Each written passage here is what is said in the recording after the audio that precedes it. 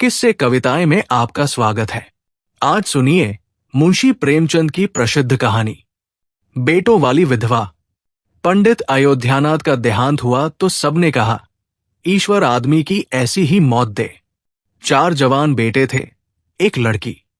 चारों लड़कों के विवाह हो चुके थे, केवल लड़की कुंवारी थी। संपत्ति भी काफी छोड़ी थी।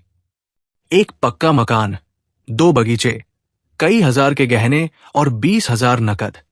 विधवा फूलमती को शोक तो हुआ और कई दिन तक बेहाल पड़ी रही, लेकिन जवान बेटों को सामने देखकर उसे ढाढ़स हुआ। चारों लड़के एक से एक सुशील, चारों बहुएं एक से एक बढ़कर आज्ञाकारिणी। जब वो रात को लेटती तो चारों बारी बारी से उसके पांव दबाती। वो स्नान करके उठती तो उसकी साड़ी छांटती। सारा घर उसके इशारे पर चलता था। बड़ा लड़का कामतानाथ एक दफ्तर में 50 रुपए पर नौकर था। छोटा उमानाथ डॉक्टरी पास कर चुका था और कहीं औषधालय खोलने की फिक्र में था। तीसरा दयानाथ BA में फेल हो गया था और पत्रिकाओं में लेख लिखकर कुछ न कुछ कमा लेता था। चौथा सीतानाथ चारों में सबसे कुशाग्र बुद्धि और होनहार था और अब की साल भी प्रथम श्रेणी में पास करके MA की तैयारी में लगा हुआ था। किसी लड़के में वो दुर्व्यसन, वो छैलापन, वो लुटाऊपन न था जो माता पिता को जलाता और कुल मर्यादा को डुबाता है। फूलमती घर की मालकिन थी। गोकी कुंजिया बड़ी बहू के पास रहती थी। बुढ़िया में वो अधिकार प्रेम न था जो वृद्धजनों को कटु और करशील बना दिया करता है, किंतु उसकी इच्छा के बिना कोई बालक मिठाई तक न मंगा सकता था। संध्या हो गई थी। पंडित को मरे आज 12वां दिन था। कल 13 है, ब्रह्म भोज होगा। बिरादरी के लोग निमंत्रित होंगे। उसी की तैयारियां हो रही थी। फूलमती अपनी कोठरी में बैठी देख रही थी। पल्लेदार बोरे में आटा लाकर रख रहे हैं, घी के टिन आ रहे हैं, शाक भाजी के टोकरे, शक्कर की बोरियां, दही के मटके चले आ रहे हैं। महापात्र के लिए दान की चीजें लाई गई। बर्तन, कपड़े, पलंग, बिछावन, छाते, जूते, छड़िया, लालटेने आदि, किंतु फूलमती को कोई चीज नहीं दिखाई गई। नियमानुसार ये सब सामान उसके पास आने चाहिए थे। वो प्रत्येक वस्तु को देखती, उसे पसंद करती, उसकी मात्रा में कमी बेशी का फैसला करती, तब इन चीजों को भंडारे में रखा जाता। क्यों उसे दिखाने और उसकी राय लेने की जरूरत नहीं समझी गई? अच्छा, वो आटा 3 ही बोरा क्यों आया? उसने तो 5 बोरों के लिए कहा था। घी भी 5 ही कंस्तर है, उसने तो 10 कंस्तर मंगवाए थे। इसी तरह शाक भाजी, शक्कर, दही आदि में भी कमी की गई होगी। किसने उसके हुक्म में हस्तक्षेप किया? जब उसने एक बात तय कर दी, तब किसे उसको घटाने बढ़ाने का अधिकार है? आज 40 वर्षों से घर के प्रत्येक मामले में फूलमती की बात सर्वमान्य थी। उसने 100 कहा तो 100 खर्च किए गए, 1 कहा तो 1। किसी ने मीन मेख न की। यहां तक कि पंडित अयोध्यानाथ भी उसकी इच्छा के विरुद्ध कुछ न करते थे। पर आज उसकी आंखों के सामने प्रत्यक्ष रूप से उसके हुक्म की उपेक्षा की जा रही है। इसे वो क्यों कर स्वीकार कर सकती? कुछ देर तक तो वो जब्त किए बैठी रही, पर अंत में न रहा गया। स्वायत्त शासन उसका स्वभाव हो गया था। वो क्रोध में भरी हुई आई और कामतानाथ से बोली, क्या आटा 3 ही बोरे लाए? मैंने तो 5 बोरों के लिए कहा था और घी भी 5 ही टिन मंगवाया। तुम्हें याद है, मैंने 10 कंस्तर कहा था। किफायत को मैं बुरा नहीं समझती, लेकिन जिसने ये कुआं खोदा उसी की आत्मा पानी को तरसे, ये कितनी लज्जा की बात है। कामतानाथ ने क्षमायाचना न की, अपनी भूल भी स्वीकार न की, लज्जित भी नहीं हुआ।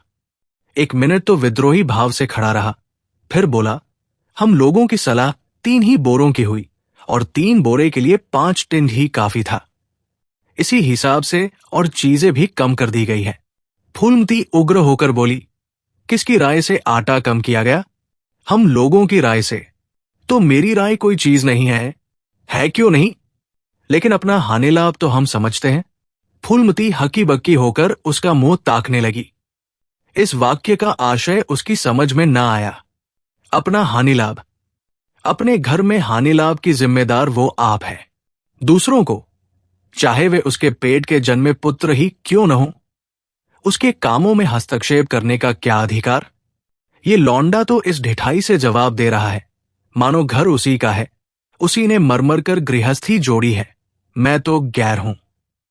जरा इसकी हेकड़ी तो देखो। उसने तमतमाए हुए मुख से कहा, मेरे हानिलाभ के जिम्मेदार तुम नहीं हो। मुझे अख्तियार है, जो उचित समझूं वो करूं। अभी जाकर 2 बोरे आटा और 5 टिन घी और लाओ, और आगे के लिए खबरदार, जो किसी ने मेरी बात काटी। अपने विचार में उसने काफी तंबी कर दी थी। शायद इतनी कठोरता अनावश्यक थी। उसे अपनी उग्रता पर खेद हुआ। लड़के ही तो है, समझे होंगे कुछ किफायत करनी चाहिए। मुझसे इसलिए न पूछा होगा कि अम्मा तो खुद हर एक काम में किफायत करती है। अगर इन्हें मालूम होता कि इस काम में मैं किफायत पसंद न करूंगी, तो कभी इन्हें मेरी उपेक्षा करने का साहस न होता। यद्यपि कामतानाथ अब भी उसी जगह खड़ा था, और उसकी भावभंगी से ऐसा ज्ञात होता था कि इस आज्ञा का पालन करने के लिए वो बहुत उत्सुक नहीं, पर फूलमती निश्चिंत होकर अपनी कोठरी में चली गई। इतनी तंबीय पर भी किसी को उसकी अवज्ञा करने की सामर्थ्य हो सकती है, इसकी संभावना का ध्यान भी उसे न आया। पर ज्यों-ज्यों समय बीतने लगा, उस पर यह हकीकत खुलने लगी कि इस घर में अब उसकी वो हैसियत नहीं रही जो 10-12 दिन पहले थी। संबंधियों के यहां के नेवते में शक्कर, मिठाई, दही, अचार आदि आ रहे थे। बड़ी बहू इन वस्तुओं को स्वामिनी भाव से संभाल संभाल कर रख रही थी। कोई भी उससे पूछने नहीं आता। बिरादरी के लोग जो कुछ पूछते हैं, कामतानाथ से या बड़ी बहू से। कामतानाथ कहाँ का बड़ा इंतजामकार है, रात दिन भंग पिए पड़ा रहता है, किसी तरह रोधो कर दफ्तर चला जाता है। उसमें भी महीने में 15 नागों से कम नहीं होते। वो तो कहो साहब पंडित जी का लिहाज करता है, नहीं अब तक कभी का निकाल देता। और बड़ी बहू जैसी फूहड़ औरत भला इन सब बातों को क्या समझेगी? अपने कपड़े लत्ते तक तो जतन से रख नहीं सकती, चली है गृहस्थी चलाने। भद होगी और क्या, सब मिलकर कुल की नाक कटवाएंगे। वक्त पर कोई न कोई चीज कम हो जाएगी। इन कामों के लिए बड़ा अनुभव चाहिए। कोई चीज तो इतनी बन जाएगी कि मारी मारी फिरेगी, कोई चीज इतनी कम बनेगी कि किसी पत्तल पर पहुंचेगी, किसी पर नहीं। आखिर इन सबों को हो क्या गया है? अच्छा, बहू तिजोरी क्यों खोल रही है? वो मेरी आज्ञा के बिना तिजोरी खोलने वाली कौन होती है? कुंजी उसके पास है अवश्य, लेकिन जब तक मैं रुपए न निकलवाऊं, तिजोरी नहीं खुलती। आज तो इस तरह खोल रही है मानो मैं कुछ हुई नहीं। ये मुझसे न बर्दाश्त होगा। वो झमक कर उठी और बहू के पास जाकर कठोर स्वर में बोली, तिजोरी क्यों खोलती हो बहू? मैंने तो खोलने को नहीं कहा। बड़ी बहू ने निःसंकोच भाव से उत्तर दिया, बाजार से सामान आया है तो दाम न दिया जाएगा? कौन चीज किस भाव में आई है और कितनी आई है, ये मुझे कुछ नहीं मालूम। जब तक हिसाब किताब न हो जाए, रुपए कैसे दिए जाए? हिसाब किताब सब हो गया है। किसने किया? अब मैं क्या जानूं किसने किया? जाकर मर्दों से पूछो। मुझे हुक्म मिला, रुपए लाकर दे दो, रुपए लिए जाती हूं। फूलमती खून का घूंट पीकर रह गई। इस वक्त बिगड़ने का अवसर न था। घर में मेहमान स्त्री पुरुष भरे हुए थे। अगर इस वक्त उसने लड़कों को डांटा तो लोग यही कहेंगे कि इनके घर में पंडित जी के मरते ही फूट पड़ गई। दिल पर पत्थर रखकर फिर अपनी कोठरी में चली गई। जब मेहमान विदा हो जाएंगे, तब वो एक एक की खबर लेगी। तब देखेगी कौन उसके सामने आता है और क्या कहता है। इनकी सारी चौकड़ी भुला देगी। किंतु कोठरी के एकांत में भी वो निश्चिंत न बैठी थी। सारी परिस्थिति को गिद्ध दृष्टि से देख रही थी। कहां सत्कार का कौन सा नियम भंग होता है, कहां मर्यादाओं की उपेक्षा की जाती है। भोज आरंभ हो गया। सारी बिरादरी एक साथ पंगत में बैठा दी गई। आंगन में मुश्किल से 200 आदमी बैठ सकते हैं। ये 500 आदमी इतनी सी जगह में कैसे बैठ जाएंगे? क्या आदमी के ऊपर आदमी बिठाए जाएंगे? 2 पंक्तों में लोग बिठाए जाते तो क्या बुराई हो जाती? यही तो होता कि 12 बजे की जगह भोज 2 बजे समाप्त होता। मगर यहां तो सबको सोने की जल्दी पड़ी हुई है। किसी तरह ये बला सिर से टले और चैन से सोए। लोग कितने सटकर बैठे हुए हैं कि किसी को हिलने की भी जगह नहीं। पत्तल एक पर एक रखे हुए हैं। पूरियां ठंडी हो गई। लोग गरम गरम मांग रहे हैं। मैदे की पूरियां ठंडी होकर चिमड़ी हो जाती है। इन्हें कौन खाएगा? रसोइये को कढ़ाव पर से न जाने क्यों उठा दिया गया। यही सब बातें नाक काटने की है।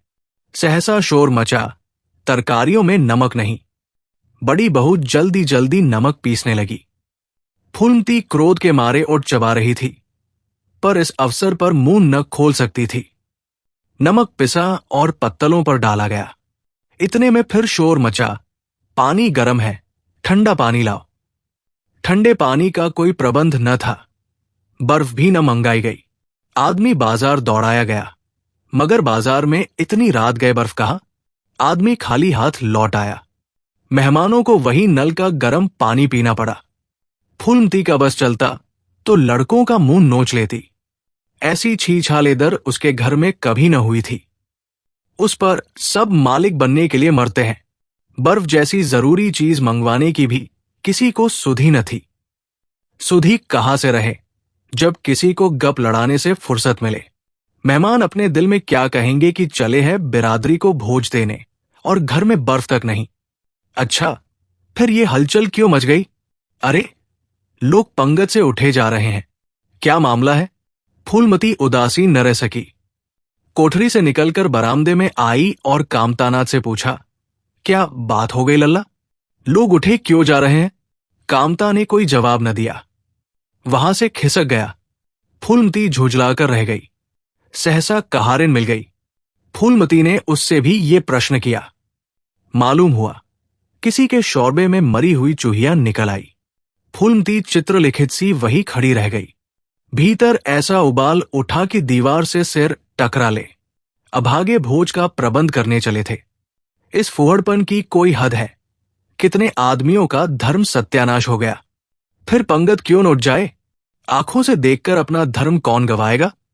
हां, सारा किया धरा मिट्टी में मिल गया। सैकड़ों रुपए पर पानी फिर गया। बदनामी हुई वो अलग। मेहमान उठ चुके थे। पत्तलों पर खाना ज्यों-कात्यों पड़ा हुआ था। चारों लड़के आंगन में लज्जित खड़े थे। एक दूसरे को इल्जाम दे रहा था। बड़ी बहू अपनी देवरानियों पर बिगड़ रही थी। देवरानियां सारा दोष कुमुद के सिर डालती थी। कुमुद खड़ी रो रही थी। उसी वक्त फूलमती झल्लाई हुई आकर बोली, मुंह में कालिख लगी कि नहीं?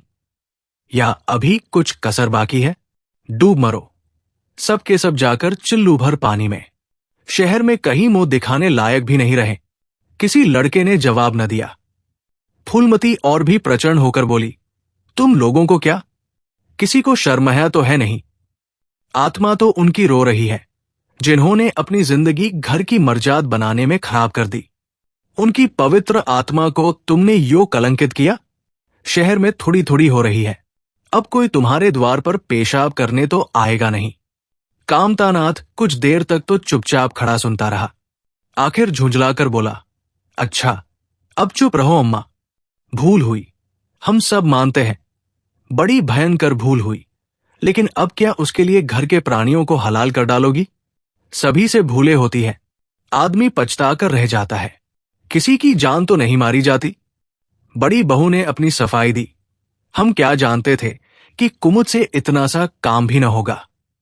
इन्हें चाहिए था कि देखकर तरकारी कढ़ाव में डालती। टोकरी उठाकर कढ़ाव में डाल दी। हमारा क्या दोष? कामतानाथ ने पत्नी को डांटा। इसमें न कुमुद का कसूर है, न तुम्हारा, न मेरा। संयोग की बात है। बदनामी भाग में लिखी थी, वो हुई। इतने बड़े भोज में एक एक मुट्ठी तरकारी कढ़ाव में नहीं डाली जाती। टोकरे के टोकरे उड़ेल दिए जाते हैं।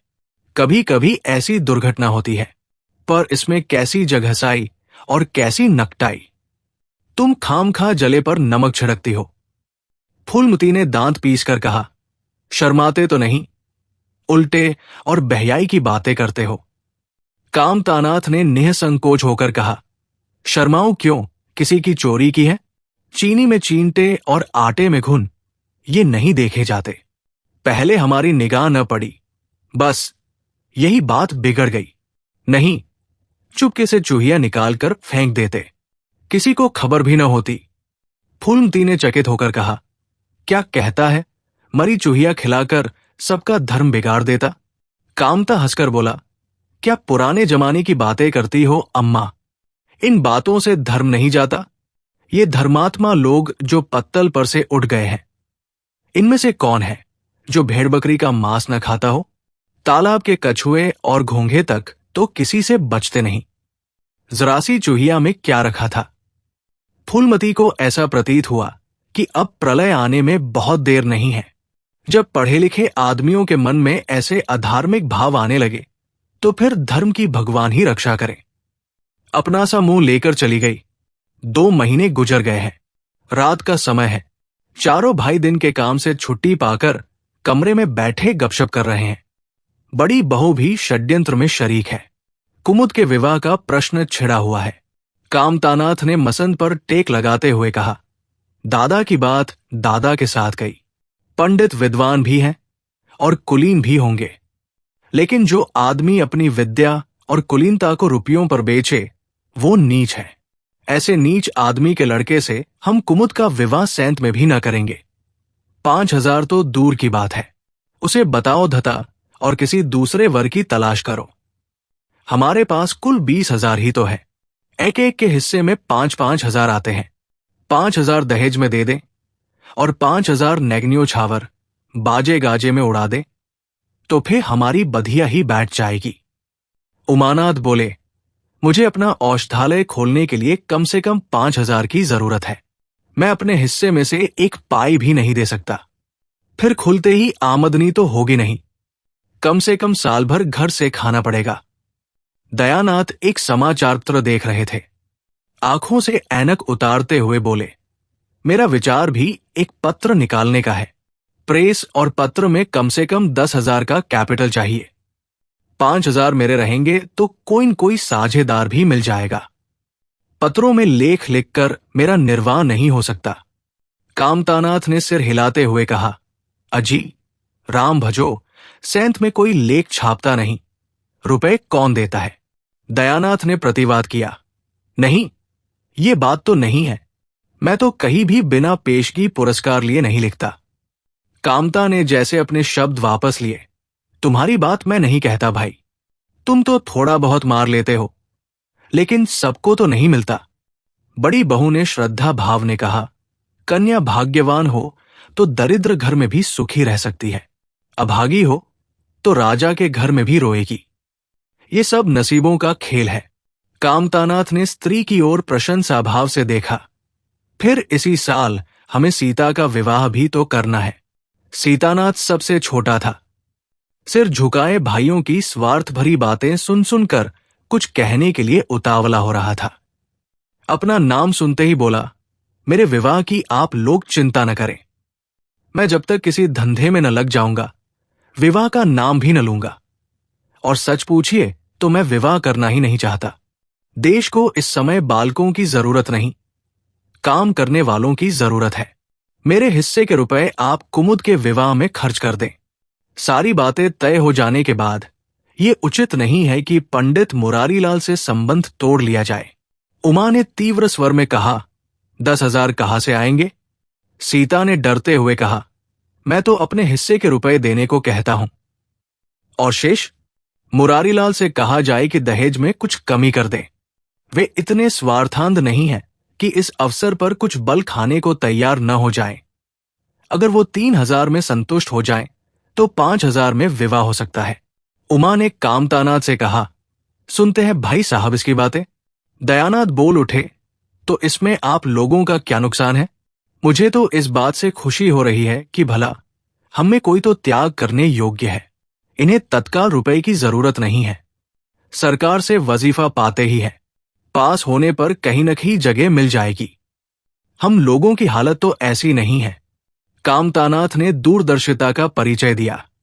नुकसान की एक ही कही, हम में से एक को कष्ट हो तो क्या और लोग बैठे देखेंगे। ये अभी लड़के हैं, इन्हें क्या मालूम समय पर 1 रुपया 1 लाख का काम करता है। कौन जानता है, कल इन्हें विलायत जाकर पढ़ने के लिए सरकारी वजीफा मिल जाए या सिविल सर्विस में आ जाए। उस वक्त सफर की तैयारियों में 4-5 हजार लग जाएंगे। तब किसके सामने हाथ फैलाते फिरेंगे? मैं ये नहीं चाहता कि दहेज के पीछे इनकी जिंदगी नष्ट हो जाए। इस तर्क ने सीतानाथ को भी तोड़ लिया। सकुचाता हुआ बोला, हाँ, यदि ऐसा हुआ तो बेशक मुझे रुपए की जरूरत होगी। क्या ऐसा होना असंभव है? असंभव तो मैं नहीं समझता, लेकिन कठिन अवश्य है। वजीफे उन्हें मिलते हैं जिनके पास सिफारिशें होती हैं। मुझे कौन पूछता है? कभी कभी सिफारिशें धरी रह जाती है और बिना सिफारिश वाले बाजी मार ले जाते हैं। तो आप जैसा उचित समझे। मुझे यहां तक मंजूर है कि चाहे मैं विलायत न जाऊं, पर कुमुद अच्छे घर जाए। कामतानाथ ने निष्ठा भाव से कहा, अच्छा घर दहेज देने ही से नहीं मिलता भैया। जैसा तुम्हारी भाभी ने कहा, ये नसीबों का खेल है। मैं तो चाहता हूं कि मुरारीलाल को जवाब दे दिया जाए और कोई ऐसा घर खोजा जाए जो थोड़े में राजी हो जाए। इस विवाह में मैं 1,000 से ज्यादा नहीं खर्च कर सकता।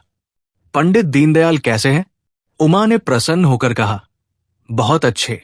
MA, BA, न सही। यजमानों से अच्छी आमदनी है। दयानाथ ने आपत्ति की, अम्मा से भी पूछ तो लेना चाहिए। कामतानाथ को इसकी कोई जरूरत न मालूम हुई। बोले, उनकी तो जैसे बुद्धि ही भ्रष्ट हो गई। वही पुराने युग की बातें। मुरारीलाल के नाम पर उधार खाए बैठी है। ये नहीं समझती कि वो जमाना नहीं रहा। उनको तो बस कुमुद मुरारी पंडित के घर जाए, चाहे हम लोग तबाह हो जाएं। उमा ने एक शंका उपस्थित की, अम्मा अपने सब गहने कुमुद को दे देंगी, देख लीजिएगा। कामतानाथ का स्वार्थ नीति से विद्रोह न कर सका। बोले, गहनों पर उनका पूरा अधिकार है। ये उनका स्त्रीधन है, जिसे चाहे दे सकती है। उमा ने कहा, स्त्रीधन है तो क्या वो उसे लुटा देंगी? आखिर वो भी तो दादा ही की कमाई है। किसी की कमाई हो, स्त्रीधन पर उनका पूरा अधिकार है। ये कानूनी गोरख धंधे हैं। 20,000 में तो 4 हिस्सेदार हों और 10,000 के गहने अम्मा के पास रह जाएं। देख लेना, इन्हीं के बल पर वो कुमुद का विवाह मुरारी पंडित के घर करेंगी। उमानाथ इतनी बड़ी रकम को इतनी आसानी से नहीं छोड़ सकता। वो कपट नीति में कुशल है। कोई कौशल रचकर माता से सारे गहने ले लेगा। उस वक्त तक कुमुद के विवाह की चर्चा करके फूलमती को भड़काना उचित नहीं। कामतानाथ ने सिर हिलाकर कहा, भाई, मैं इन चालों को पसंद नहीं करता। उमानाथ ने खिसियाकर कहा, गहने 10,000 से कम के न होंगे। कामता अविचलित स्वर में बोले, कितने ही के हों, मैं अनीति में हाथ नहीं डालना चाहता। तो आप अलग बैठिए। हां, बीच में भांजी न मारिएगा। मैं अलग रहूंगा और तुम सीता? अलग रहूंगा। लेकिन जब दयानाथ से यही प्रश्न किया गया तो वो उमानाथ से सहयोग करने को तैयार हो गया। 10,000 में 2,500 तो उसके होंगे ही। इतनी बड़ी रकम के लिए यदि कुछ कौशल भी करना पड़े तो क्षम्य है। फूलमती रात को भोजन करके लेटी थी कि उमा और दया उसके पास जाकर बैठ गए। दोनों ऐसा मुंह बनाए हुए थे मानो कोई भारी विपत्ति आ पड़ी है। फूलमती ने सशंक होकर पूछा, तुम दोनों घबराए हुए मालूम होते हो? उमा ने सिर खुजलाते हुए कहा, समाचारपत्रों में लेख लिखना बड़े जोखिम का काम है अम्मा। कितना ही बचकर लिखो, लेकिन कहीं न कहीं पकड़ हो ही जाती है। दयानाथ ने एक लेख लिखा था। उस पर 5,000 की जमानत मांगी गई है। अगर कल तक जमा न कर दी गई तो गिरफ्तार हो जाएंगे और 10 साल की सजा ठुक जाएगी। फूलमती ने सिर पीट कर कहा, ऐसी बातें क्यों लिखते हो बेटा? जानते नहीं हो, आजकल हमारे अदिन आए हुए हैं। जमानत किसी तरह टल नहीं सकती। दयानाथ ने अपराधी भाव से उत्तर दिया, मैंने तो अम्मा ऐसी कोई बात नहीं लिखी थी, लेकिन किस्मत को क्या करूं। हाकिम जिला इतना कड़ा है कि जरा भी रियायत नहीं करता। मैंने जितनी दौड़ धूप हो सकती थी वो सब कर ली। तो तुमने कामता से रुपए का प्रबंध करने को नहीं कहा? उमा ने मुंह बनाया। उनका स्वभाव तो तुम जानती हो अम्मा, उन्हें रुपए प्राणों से प्यारे हैं। इन्हें चाहे काला पानी ही हो जाए, वो एक पाई न देंगे। दयानाथ ने समर्थन किया, मैंने तो उनसे इसका जिक्र ही नहीं किया। फूलमती ने चारपाई से उठते हुए कहा, चलो मैं कहती हूं। देगा कैसे नहीं? रुपए इसी दिन के लिए होते हैं कि गाड़ कर रखने के लिए? उमानाथ ने माता को रोककर कहा, नहीं अम्मा, उनसे कुछ न कहो। रुपए तो न देंगे, उल्टे और हाय हाय मचाएंगे।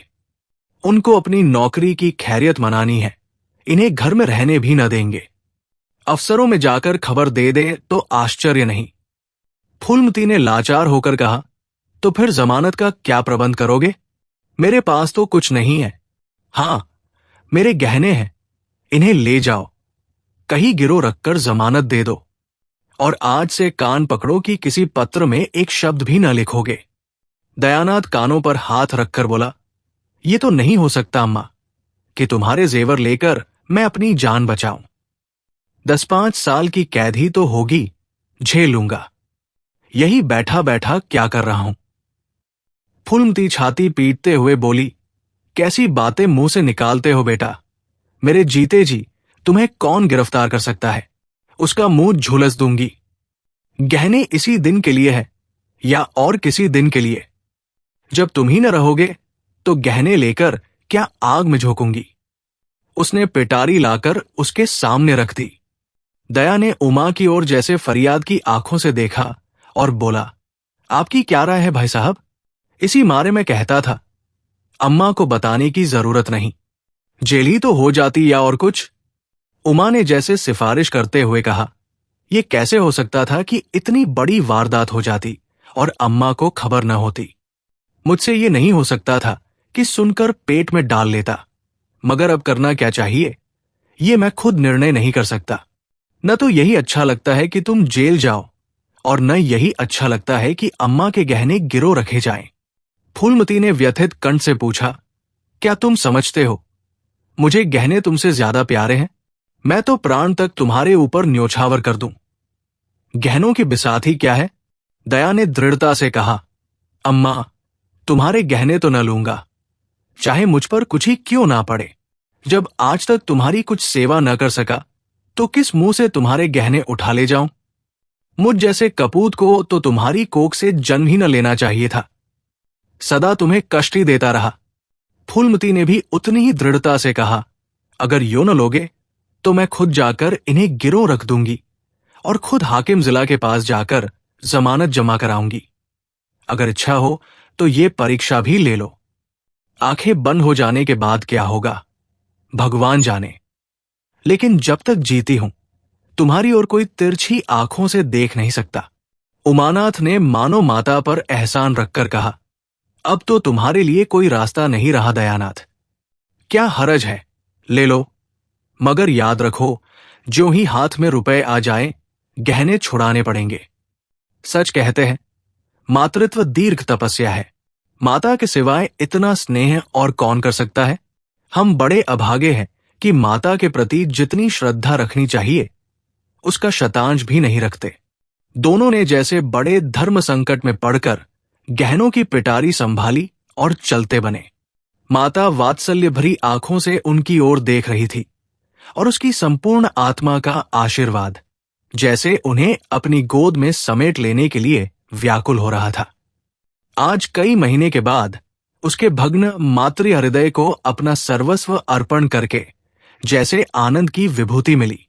उसकी स्वामिनी कल्पना इसी त्याग के लिए, इसी आत्मसमर्पण के लिए जैसे कोई मार्ग ढूंढती रहती थी। अधिकार या लोभ या ममता की वहां गंध तक न थी। त्याग ही उसका आनंद और त्याग ही उसका अधिकार है।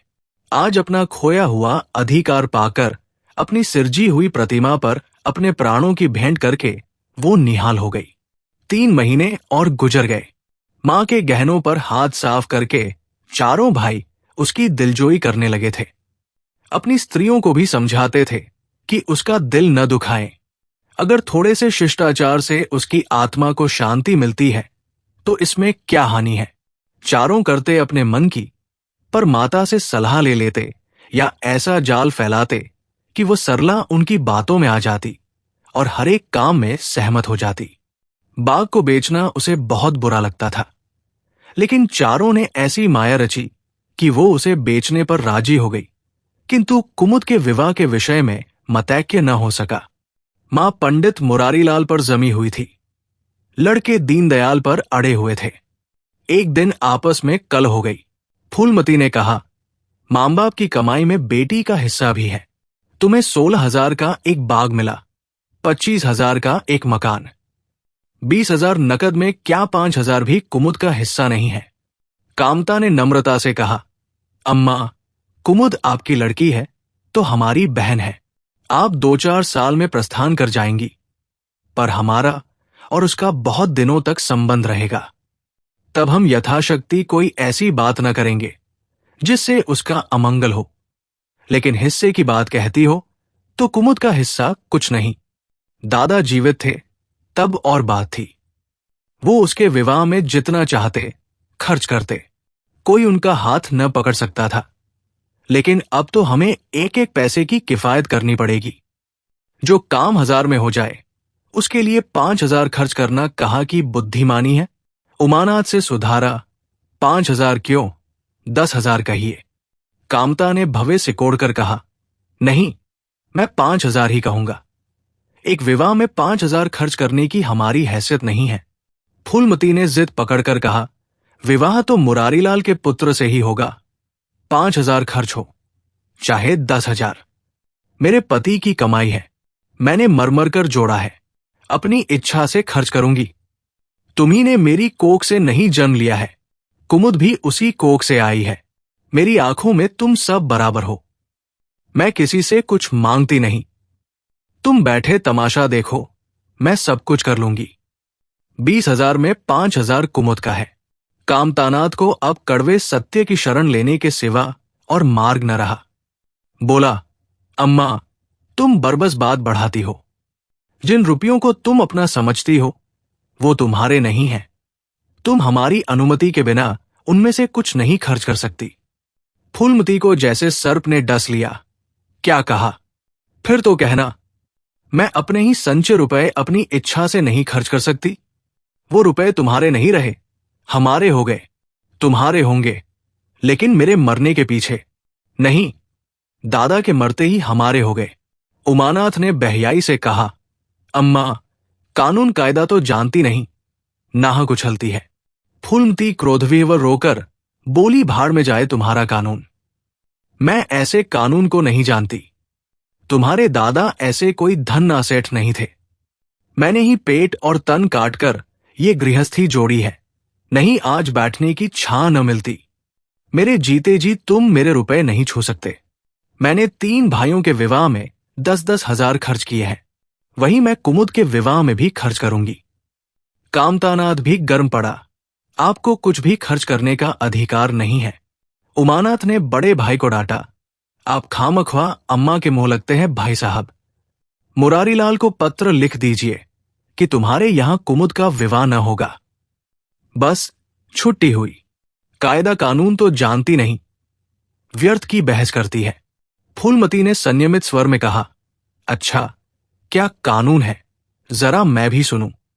उमा ने निरीय भाव से कहा, कानून यही है कि बाप के मरने के बाद जायदाद बेटों की हो जाती है। मां का हक केवल रोटी कपड़े का है। फूलमती ने तड़प कर पूछा, किसने ये कानून बनाया है? उमा शांत स्थिर स्वर में बोला, हमारे ऋषियों ने, महाराज मनु ने। और किसने? फूलमती एक क्षण अवाक रहकर आहत कंठ से बोली, तो इस घर में मैं तुम्हारे टुकड़ों पर पड़ी हुई हूं। उमानाथ ने न्यायाधीश की निर्ममता से कहा, तुम जैसा समझो। फूलमती की संपूर्ण आत्मा मानो इस वज्रपात से चीत्कार करने लगी। उसके मुख से जलती हुई चिंगारियों की भांति ये शब्द निकल पड़े, मैंने घर बनवाया, मैंने संपत्ति जोड़ी, मैंने तुम्हें जन्म दिया, पाला, और आज मैं इस घर में गैर हूं।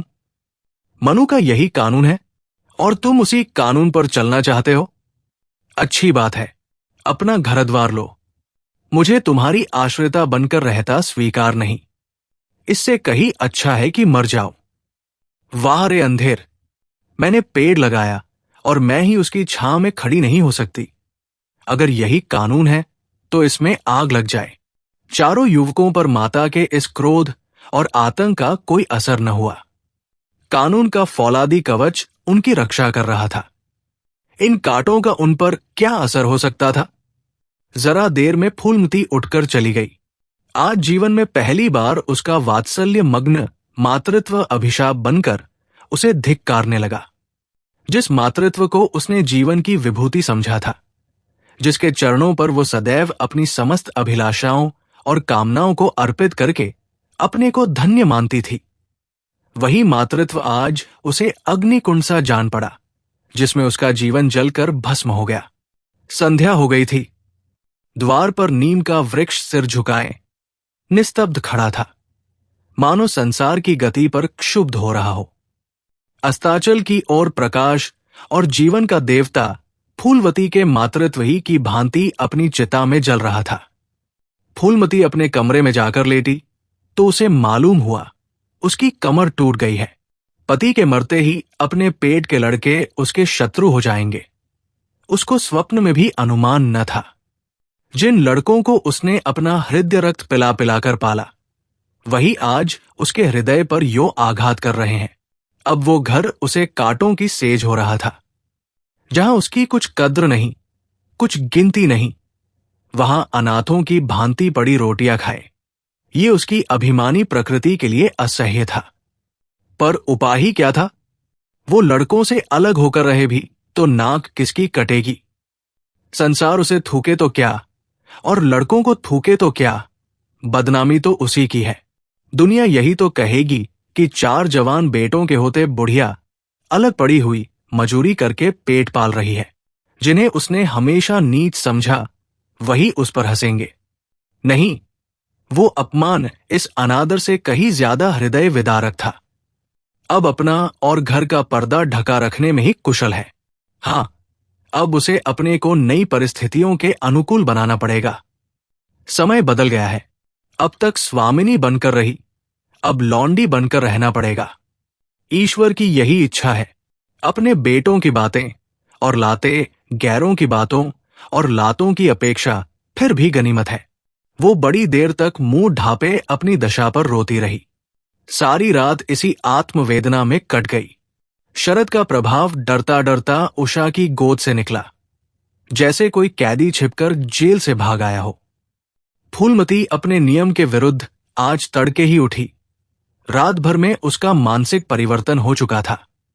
सारा घर सो रहा था और वो आंगन में झाड़ू लगा रही थी। रात भर ओस में भीगी हुई उसकी पक्की जमीन उसके नंगे पैरों में कांटों की तरह चुभ रही थी। पंडित जी उसे कभी इतने सवेरे उठने न देते थे। शीत उसके लिए बहुत हानिकारक था। पर अब वो दिन नहीं रहे। प्रकृति उसको भी समय के साथ बदल देने का प्रयत्न कर रही थी। झाड़ू से फुर्सत पाकर उसने आग जलाई और चावल दाल की कंकड़ियां चुनने लगी। कुछ देर में लड़के जागे, बहुएं उठीं। सभी ने बुढ़िया को सर्दी से सिकुड़े हुए काम करते देखा, पर किसी ने ये न कहा कि अम्मा क्यों हलकान होती हो। शायद सबके सब बुढ़िया के इस मानमर्दन पर प्रसन्न थे। आज से फूलमती का यही नियम हो गया कि जी तोड़कर घर का काम करना और अंतरंग नीति से अलग रहना। उसके मुख पर जो एक आत्मगौरव झलकता रहता था, उसकी जगह अब गहरी वेदना छाई हुई नजर आती थी। जहां बिजली जलती थी, वहां अब तेल का दिया टिमटिमा रहा था, जिसे बुझा देने के लिए हवा का एक हल्का सा झोंका काफी है। मुरारीलाल को इनकारी पत्र लिखने की बात पक्की हो चुकी थी। दूसरे दिन पत्र लिख दिया गया। दीनदयाल से कुमुद का विवाह निश्चित हो गया। दीनदयाल की उम्र 40 से कुछ अधिक थी। मर्यादा में भी कुछ हेठे थे, पर रोटी दाल से खुश थे। बिना किसी ठहराव के विवाह करने पर राजी हो गए। तिथि नियत हुई, बारात आई, विवाह हुआ और कुमुद विदा कर दी गई। फूलमती के दिल पर क्या गुजर रही थी, इसे कौन जान सकता है। पर चारों भाई बहुत प्रसन्न थे, मानो उनके हृदय का कांटा निकल गया हो। ऊंचे कुल की कन्या मुंह कैसे खोलती? भाग्य में सुख भोगना लिखा होगा, सुख भोगेगी।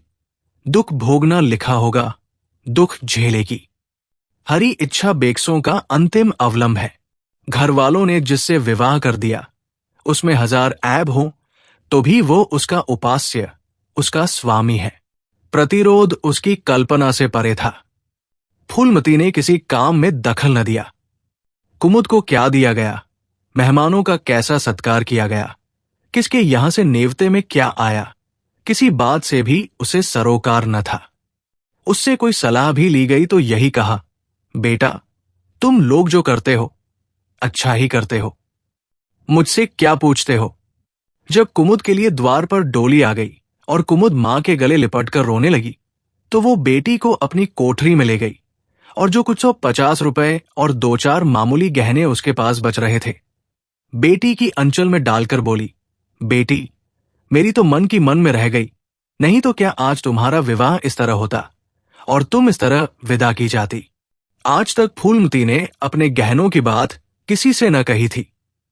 लड़कों ने उसके साथ जो कपट व्यवहार किया था इसे चाहे अब तक न समझी हो, लेकिन इतना जानती थी कि गहने फिर न मिलेंगे और मनोमालिन्य बढ़ने के सिवा कुछ हाथ न लगेगा। लेकिन इस अवसर पर उसे अपनी सफाई देने की जरूरत मालूम हुई। कुमुद ये भाव मन में लेकर जाए कि अम्मा ने अपने गहने बहुओं के लिए रख छोड़े, इसे वो किसी तरह न सह सकती थी, इसलिए वो उसे अपनी कोठरी में ले गई थी। लेकिन कुमुद को पहले ही इस कौशल की टो मिल चुकी थी। उसने गहने और रुपए आंचल से निकालकर माता के चरणों में रख दिए और बोली, अम्मा मेरे लिए तुम्हारा आशीर्वाद लाखों रुपयों के बराबर है, तुम इन चीजों को अपने पास रखो, न जाने अभी तुम्हें किन विपत्तियों का सामना करना पड़े। फूलमती कुछ कहना ही चाहती थी कि उमानाथ ने आकर कहा, क्या कर रही है कुमुद, चल जल्दी कर, साइड टली जाती है, वो लोग हाय हाय कर रहे हैं, फिर तो 2-4 महीने में आएगी ही, जो कुछ लेना देना हो ले लेना। फूलमती के घाव पर जैसे मनो नमक पड़ गया। बोली, मेरे पास अब क्या है भैया जो इसे मैं दूंगी, जाओ बेटी, भगवान तुम्हारा सुहाग अमर करें। कुमुद विदा हो गई। फूलमती पछाड़ खाकर गिर पड़ी। जीवन की लालसा नष्ट हो गई। 1 साल बीत गया। फूलमती का कमरा घर में सब कमरों से बड़ा और हवादार था। कई महीनों से उसने बड़ी बहू के लिए खाली कर दिया था और खुद एक छोटी सी कोठरी में रहने लगी, जैसे कोई भिखारिन हो। बेटों और बहुओं से अब उसे जरा भी स्नेह न था। वो अब घर की लौंडी थी। घर के किसी प्राणी, किसी वस्तु, किसी प्रसंग से उसे प्रयोजन न था। वो केवल इसलिए जीती थी कि मौत न आती थी। सुख या दुख का अब उसे लेशमात्र भी ज्ञान न था। उमानाथ का औषधालय खुला, मित्रों की दावत हुई, नाच तमाशा हुआ। दयानाथ का प्रेस खुला, फिर जलसा हुआ। सीतानाथ को वजीफा मिला और विलायत गया, फिर उत्सव हुआ। कामतानाथ के बड़े लड़के का यज्ञोपवीत संस्कार हुआ, फिर धूमधाम हुई। लेकिन फूलमती के मुख पर आनंद की छाया तक न आई। कामता प्रसाद टाइफाइड में महीने भर बीमार रहा और मरकर उठा। दयानाथ ने अब की अपने पत्र का प्रचार बढ़ाने के लिए वास्तव में एक आपत्तिजनक लेख लिखा और 6 महीने की सजा पाई। उमानाथ ने एक फौजदारी के मामले में रिश्वत लेकर गलत रिपोर्ट लिखी और उसकी सनद छीन ली गई, पर फूलमती के चेहरे पर रंज की परछाई तक न पड़ी। उसके जीवन में अब कोई आशा, कोई दिलचस्पी, कोई चिंता न थी। बस पशुओं की तरह काम करना और खाना, यही उसकी जिंदगी के 2 काम थे। जानवर मारने से काम करता है, पर खाता है मन से। फूलमती बेकहे काम करती थी, पर खाती थी विष के कौर की तरह। महीनों सिर में तेल न पड़ता, महीनों कपड़े न धुलते, कुछ परवाह नहीं। चेतना शून्य हो गई थी। सावन की झड़ी लगी हुई थी। मलेरिया फैल रहा था। आकाश में मटियाले बादल थे, जमीन पर मटियाला पानी। आर्द्र वायु शीत ज्वर और श्वास का वितरण करती फिरती थी। घर की महरी बीमार पड़ गई। फूलमती ने घर के सारे बर्तन मांजे, पानी में भीग भीग कर सारा काम किया। फिर आग जलाई और चूल्हे पर पतीलियां चढ़ा दी। लड़कों को समय पर भोजन मिलना चाहिए। सहसा उसे याद आया, कामतानाथ नल का पानी नहीं पीते। उसी वर्षा में गंगा जल लाने चली। कामतानाथ ने पलंग पर लेटे लेटे कहा, रहने दो अम्मा, मैं पानी भर लाऊंगा। आज महरी खूब बैठ रही। फूलमती ने मटियाले आकाश की ओर देखकर कहा, तुम भीग जाओगे बेटा, सर्दी हो जाएगी। कामतानाथ बोले, तुम भी तो भीग रही हो, कहीं बीमार न पड़ जाओ। फूलमती निर्मम भाव से बोली, मैं बीमार न पड़ूंगी, मुझे भगवान ने अमर कर दिया है। उमानाथ भी वही बैठा हुआ था। उसके औषधालय में कुछ आमदनी न होती थी, इसलिए बहुत चिंतित था। भाई भावच की मुंह देखी करता रहता था। बोला, जाने भी दो भैया, बहुत दिनों बहू पर राज कर चुकी है, उसका प्रायश्चित तो करने दो। गंगा बढ़ी हुई थी, जैसे समुद्र हो। क्षितिज के सामने के कूल से मिला हुआ था। किनारों के वृक्षों की केवल फुनगिया पानी के ऊपर रह गई थी। घाट ऊपर तक पानी में डूब गए थे। फूलमती कलसा लिए नीचे उतरी, पानी भरा और ऊपर जा रही थी कि पांव फिसला। संभल न सकी, पानी में गिर पड़ी। पल भर हाथ पांव चलाए, फिर लहरें उसे नीचे खींच ले गई। किनारे पर दो चार पंडे चिल्लाए, अरे दौड़ो, बुढ़िया डूबी जाती है। दो चार आदमी दौड़े भी, लेकिन फूलमती लहरों में समा गई थी, उन बल खाती हुई लहरों में जिन्हें देखकर ही हृदय कांप उठता था। एक ने पूछा, ये कौन बुढ़िया थी? अरे वही पंडित अयोध्यानाथ की विधवा है। अयोध्यानाथ तो बड़े आदमी थे, हाँ थे तो, पर इसके भाग्य में ठोकर खाना लिखा था। उनके तो कई लड़के बड़े बड़े हैं और सब कमाते हैं। हाँ सब है भाई, मगर भाग्य भी तो कोई वस्तु है। ऐसी और कहानियों के लिए आप किससे कविताएं पेज को, चैनल को लाइक, फॉलो व सब्सक्राइब करें प्लीज। कोई सुझाव हो तो अवश्य दें। धन्यवाद।